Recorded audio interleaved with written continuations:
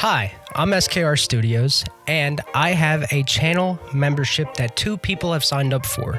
With that membership, you get to ask me to make any video of your choice, and longtime friend, member of the Discord, and now member of the channel has asked me to make a video about putting Breach and Clancy into one album and making it 14 tracks. I need to have some lore in there and have it make sense chronologically. I need to have some personal songs in there and have it make sense chronologically.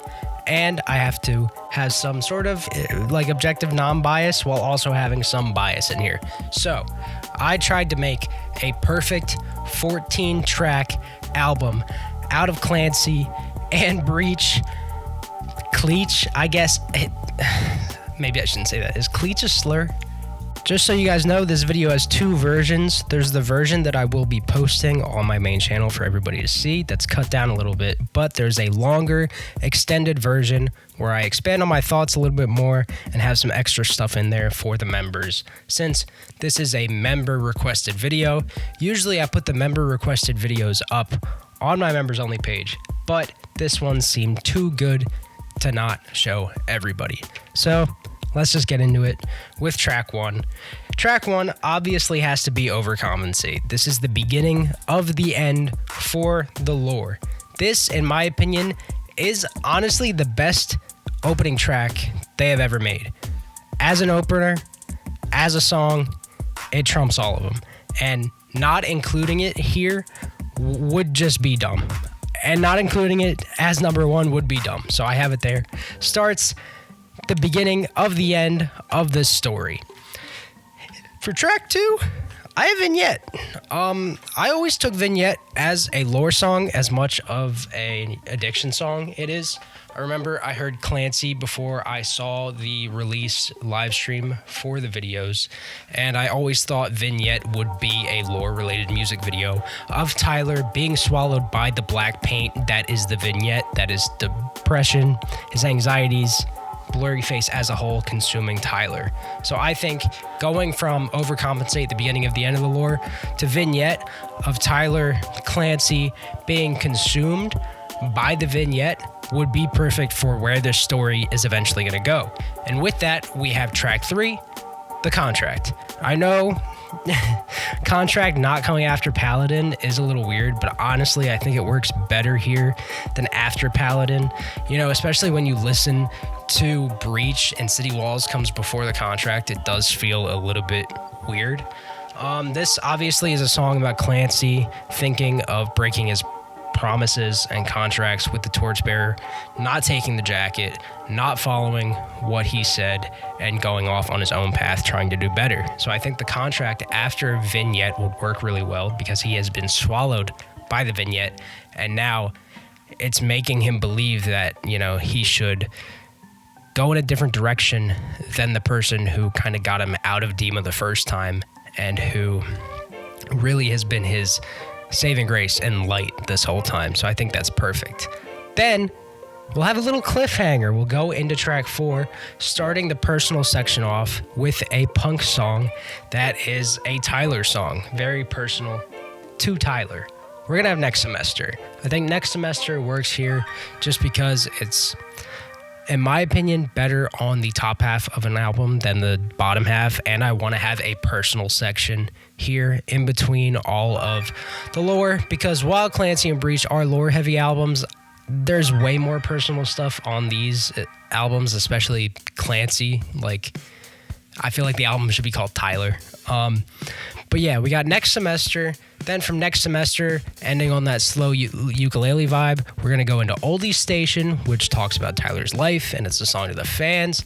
Then we're going to continue the uke vibe and slow down even more with the Craving, Jenna's version, because we got to have a Jenna song on here, and I know I'm not putting Days Lie Dormant on here.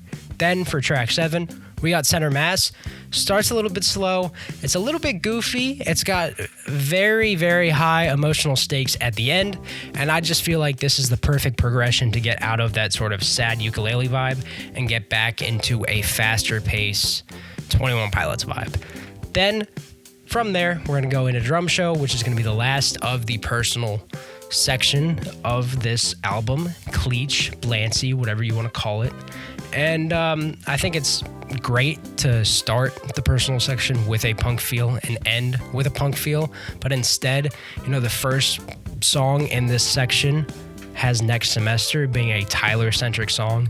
The last song in this section is Drum Show, having a Josh-centric song, which we don't get many of. And you gotta have the Jokels in here. Drum Show is an absolute must, and I think it works better on the second half of an album than the first half. It does feel a little bit weird to have it as a track 3, in my opinion. But yeah, from there, we're gonna go back into the lore with track 9, Tyler talking to Torchbearer about letting him down during the contract, but regretting it. And I think that this would be kind of a great place to pull Tyler back out of being swallowed by the vignette a little bit, or at least start that process. I think it's also kind of cool to contextualize it where you had Tyler thinking of breaking that contract with Torchbearer. Then it goes into the personal section, which maybe that's what Tyler is thinking about. And then in Tally, he's like, I let you down all these times. I just broke your trust and broke this contract, but you still believe in me. I'm going to come back with you and I'm going to snap back, which is track 10 that I have here. Snap back. Tyler is talking to himself, saying, I have to snap back into being good. I have to be with Torchbearer again. I strayed away a little bit in my mind for a second, but I can't let that consume me. Me and Torch, we got to make a plan to take down the Bishops and Nico. Let's do it right now. So Snapback is basically just Tyler talking to himself saying, I have to prepare for this final battle and I can't let the vignette consume me. Then we get into track 11 with Paladin Straight, the main cliffhanger. You know what happens here. This is final battle setup, kind of final battle beginnings, at least on the ground floor, not in the tower. And then after Paladin, we got City Walls. I think it's perfect going from Paladin straight into City Walls, and I wouldn't have anything in between there like the contract or the line to kind of break it up. It's the final battle. It's Clancy, finally being swallowed by that vignette that we saw earlier on the album. I think it would be really cool just to have it be like Tyler introduces himself as Clancy at the beginning, then it's him being swallowed by the vignette. You got Tyler thinking about leaving Torchbearer, then he sees all these personal things. He doesn't want to do it anymore. He apologizes, he snaps back, he tries to fight in the battle with Paladin and City Walls, but he does eventually get consumed by the vignette. And there was foreshadowing way earlier on in the album.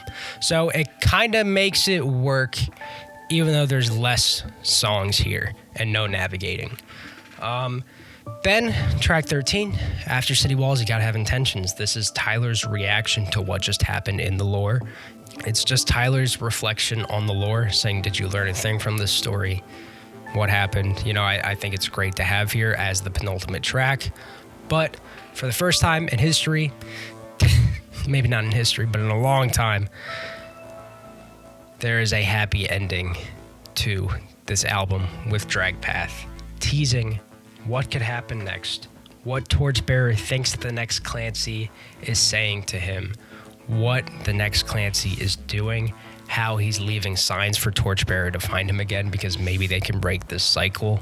Maybe the vignettes won't swallow this next Clancy, and maybe they really will be able to take down the Bishops. So I think it's perfect to kind of leave this whole album about being scared of being consumed by the darkness and eventually being consumed by the darkness, even though that's not what you want.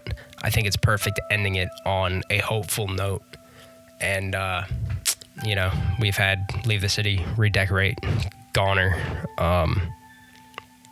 and even Paladin Straight, all kind of devastating finales. So to end on Drag Path, I think is perfect.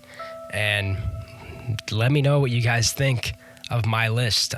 Yeah, thank you guys for being here with me watching this video. Shout out DANKDURKS for being such a cool guy and giving me such a good concept for a video. I am working on a huge 2-hour video project right now. There's going to be maybe 5 videos that come out before that one, but might be a lot less active because of that. So thank you guys so much for watching, and I will see you in the next one.